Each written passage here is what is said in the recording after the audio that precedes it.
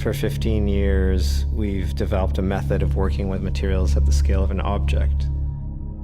This is the first project where we've had the opportunity to try that same methodology at the scale of architecture.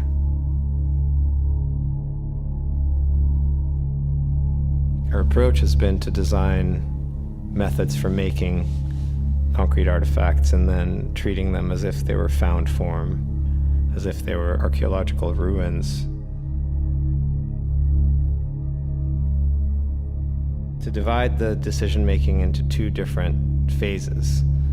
One of them purely focused on creating very specific objects, and the other, separate and much later, focused on weaving them into a domestic space. 75 is a house composed of a series of concrete forms which we call lily pads. The lily pads are a result of an ongoing investigation into alternate methods of forming concrete.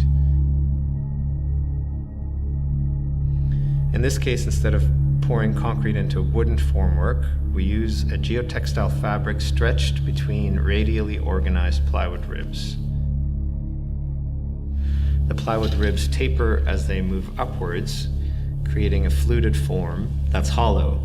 The cavity in the middle is eventually filled with the root ball of a large mature tree.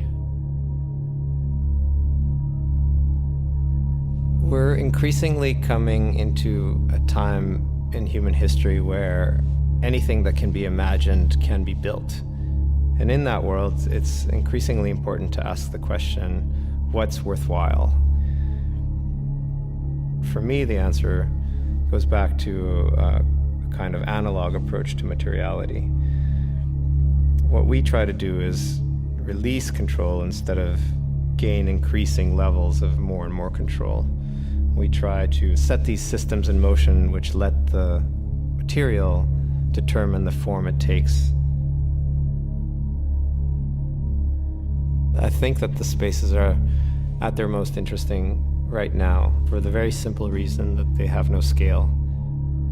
There are no chairs or sofas or carpets or windows or doors to give people a sense that this is a house, to give people an understanding intuitively of how big things are.